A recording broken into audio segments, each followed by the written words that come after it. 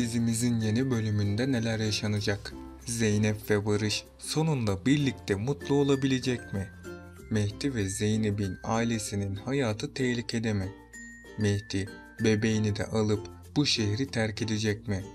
Barış ile Mehdi arasındaki savaş nasıl bir şekilde sonlanacak? Hepimizi bekleyen o üzücü haber ne olacak? Hepsini sizlere bu videoda açıklayacağım arkadaşlar. Öncelikle dizimizin final yapmasını istemiyorsanız ve ayrıca Zeynep'in mutlu olmasını istiyorsanız da beğeni tuşuna basalım ve sayımızı görmüş olalım. Mehdi, Cengiz'in işini bıraktıktan sonra çok büyük olaylar yaşandı. Önceki videolarımda söylediğim gibi Cengiz'in yaptığı işler pek de güvenilir tarzda değil. Zamanla Mehdi de bunu yaşayarak gördü ve anladı. Bu yüzden işi bırakmak istedi. Cengiz ise buna izin vermemek için zorbalık yapmaya başladı ve Mehdi'yi sevdikleriyle korkutarak işin başına yeniden zorla getirmek isteyecek. Fakat Mehdi yaşadıklarından ve gördüklerinden sonra bu işe geri dönmeyecek. Saldırıdan haberi olduktan sonra Cengiz babanın fazla ileri gittiğini düşünecek ve hemen ondan hesap sormak isteyecek. Ancak bundan sonraki ilişkileri daha da kötüye gidecek. Cengiz baba Mehdi'ye günden güne daha çok zorlayacak. Cengiz baba her gün başka bir kötülük yapıp Mehdi'yi usandırmak isteyecek. Mehdi kendisi yüzünden yaşananları telafi edebilmek için Zeynep'in yanında yer almak isteyecek.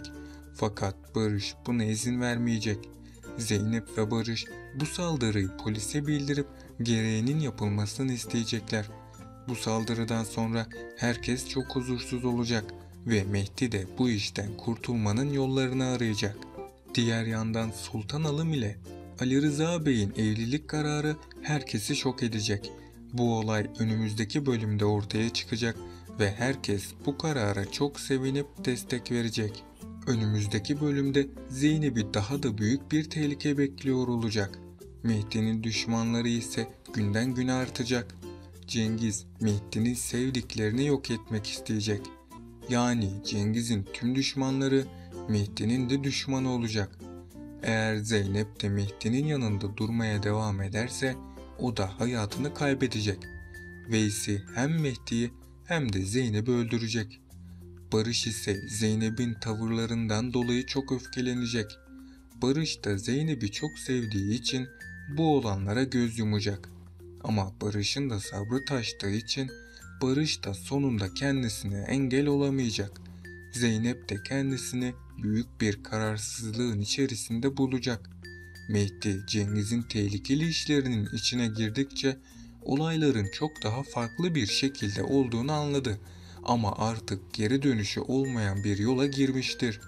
Gün geçtikçe Mehdi'nin işleri daha da karma karışık bir hal alacak.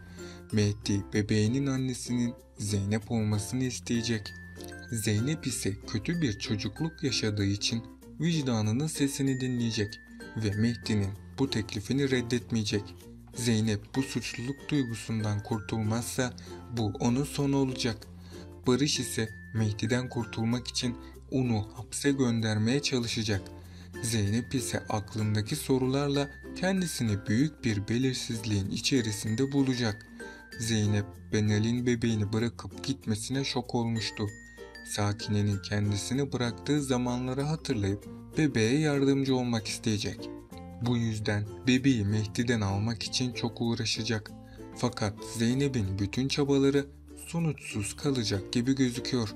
Çünkü Mehdi sonunda ölüm de olsa kızımı vermem diye söylemişti. Zeynep bütün bu sorunlarla mücadele etmeye çalışırken Barış ile olan ilişkileri de kötü bir şekilde etkilenecek elbette. Barış ablasına karşı Zeynep'i korumaya çalışsa da Zeynep'in halen Mehdi'nin bebeğine gösterdiği ilgiden rahatsız olacak. Bir an önce evlilik hazırlıklarını başlatıp Mehdi ile bebeğinin aralarına girmemesini isteyecek. Kendi hayatlarını planlamaya başlayıp Ali Rıza Bey'in söylediği isteme olayını da gerçekleştirecekler. Peki sizce Zeynep bebeği almayı başarabilecek mi? Aşağıda yorumlarınızı bekliyorum. Zeynep Artık hayatıyla ilgili kararlarını kimsenin etkilemesine ve sorgulamasına izin vermeyecek. Zeynep böyle yapmaya devam ederse herkesin hayatını zor bir duruma sokacak. Sonunda Zeynep yalnız kalan kişi olacak. Barış ve Zeynep Mehdi'den gelecek tehlikelerden korksalar da aşklarını yaşamaya devam edecekler. Onları ayırmak isteyenlere rağmen Zeynep de Barış da çok mutlu olacak. Barış, Mehdi'nin Zeynep için halen bir tehdit olduğunu düşünüp onun için endişelenmeye devam edecek. Mehdi ise Zeynep'i dilinden veya kalbinden söküp atamıyor. Zeynep, Mehdi'ye kendinden uzak durmasını ve bu duruma artık bir son vermesi gerektiğini de söyleyecek. Mehdi, Barış'a karşı büyük bir yarış içerisinde olacak. Çünkü Mehdi, Barış'ın Zeynep'i kendisinden aldığını düşünmekte. Hatta Barış bu yüzden Zeynep'i kaybettiğini sanıyor. Halbuki Mehdi Zeynep'e kaba davrandığı için onu kaybetti ve Zeynep'i kendi elleriyle Barış'a teslim etmiş oldu. Bu yüzden Mehdi hem kendisinin hem de Zeynep'in geleceğini mahvetti. Barış'ın ablası Özlem bu evliliği onaylamadığı için evden ayrıldı. Özlem'in tekrar döneceği düşünülse de bir daha geri dönmeyecek. Çünkü Özlem diziden senaryo yüzünden ayrıldı.